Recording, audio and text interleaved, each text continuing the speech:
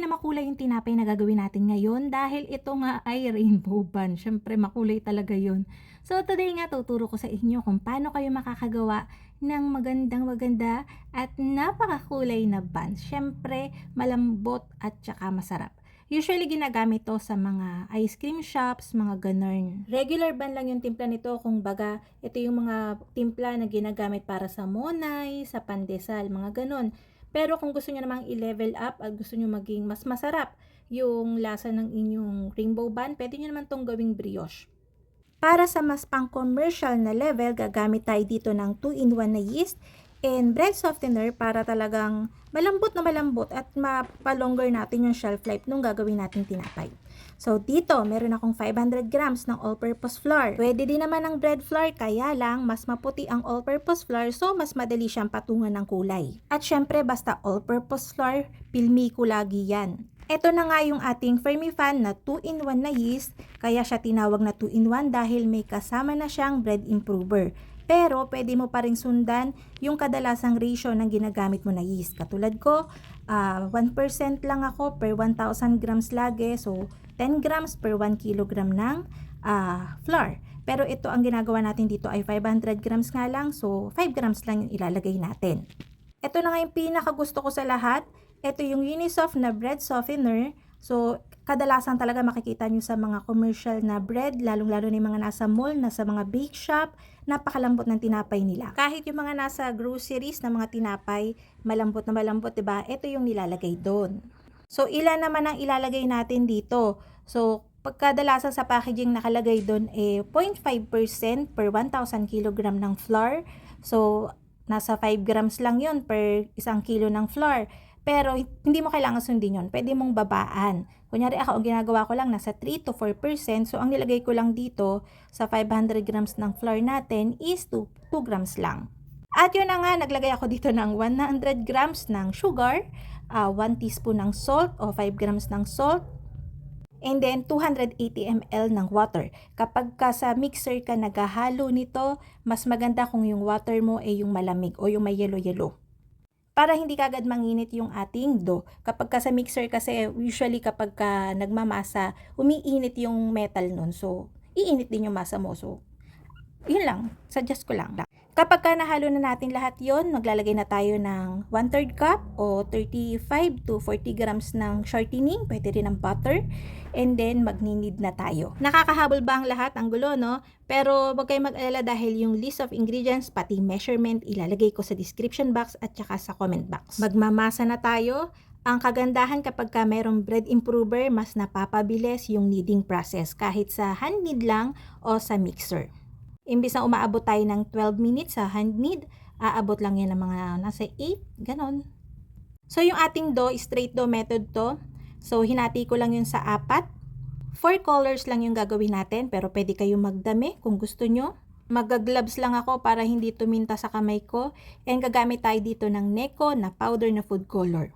Kapag ka magkukulay kayo ng mga dough, mag-start kayo doon sa pinaka-light na kulay, pa dark. And hindi nyo kailangan magdami ng lagay, unti-unti lang muna. And usually kapag ka na-rest natin yung dough, doon talaga lumalabas yung tingkad ng kulay nun. So, ihaluin lang natin yan, masamasahin hanggang kumalat na yung kulay doon sa ating dough. And then, takluban ulit ng plastic. Lemon yellow na Neko yung ginamit ko dito. Tatandaan nyo lagi kapag gagawa kayo ng mga colored buns, ang pinakamagandang outcome doon ay yung mga vibrant at saka mga light colors.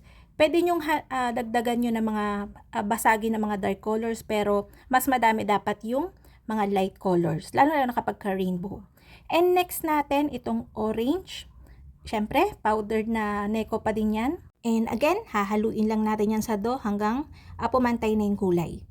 So, i-share ko lang yung mga napansin ko. Alam niyo, hindi talaga ako gumagamit ng mga bread softener, bread improver, kasi one day lang naman yung tinapay ko. As in, pag gumawa ako ng gabi, kinabukasan sa tininda, ubos na. Kadalasan ang natitira lang doon yung mga sweet lang talaga, yung mga bars, paunti-unti.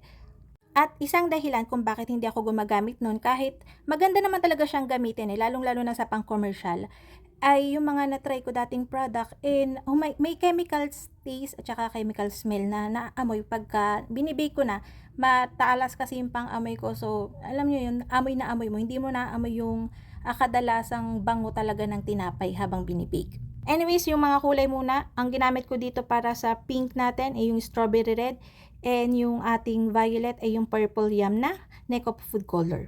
Going back, kaya nga hindi ako masyadong gumagamit ng bread improver sa mga tinapay at saka bread softener, kasi nga yun nga yung napapansin ko. Pero nung pinadala na ko nito, napansin ko kahit sinunod ko yung pinakamataas na ratio na suggested nila, okay naman yung tinapay, and ang pinaka-test talaga nun ay kapag gumamit ka sa donut, yung bread softener nila. Kasi kadalasan 'di ba pagka donut yan, usually tumatagal lang yan ng mga 12 hours, 15 hours, 20 hours na malambot. Pagkatapos nun, medyo matigas na yan. Pero yung ginawa kong donut, alam nyo, kinabukasan na napakalambot pa rin. Kahit kinabukasan ko na siya palamanan, parang bagong prito pa din. Sabi ko, pwede din naman palang gumamit ng gano'n na hindi nakaka-apekto masyado sa lasa tsaka sa amoy ng tinapay. So, ayun na nga, balik tayo dito sa ginagawa natin. Yung mga sinabi ko yun para lang yun sa perspective ng isang baker ha. So, ayun, finalaten ko lang na pa-square. Pwede naman pabilog, nasa sa inyo na yan. Basta pantay-pantay yung pagpapatong-patong nyo sa kanila para pare-parehong may layer ng kulay. So, ang ginagawa ko dito, pagka mga light colors, para mas marami tayong layer, katulad itong orange natin at saka lemon yellow, hinati ko yun sa dalawa.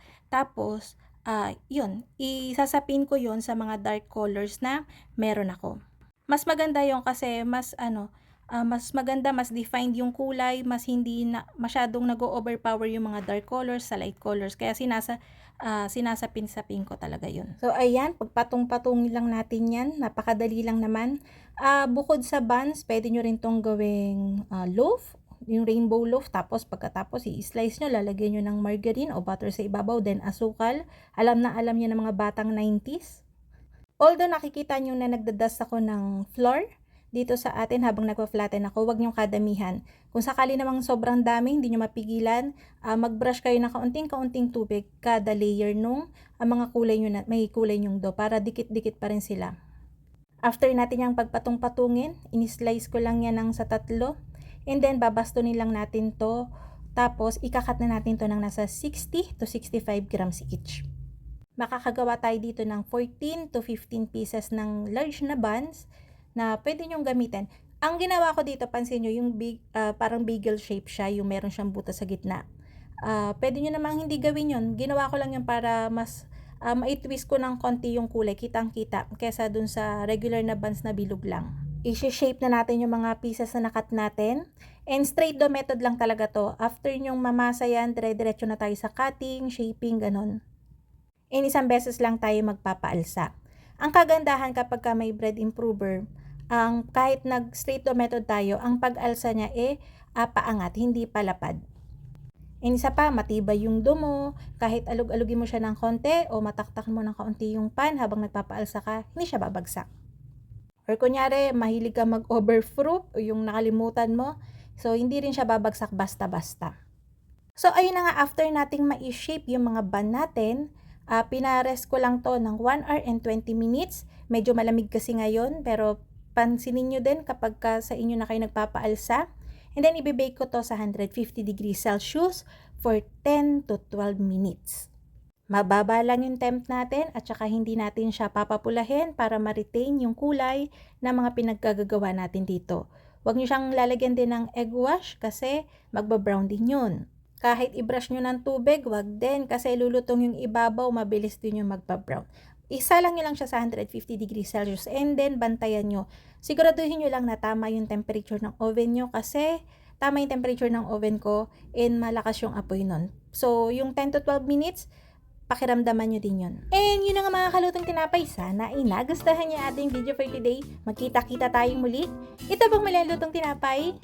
Bye-bye!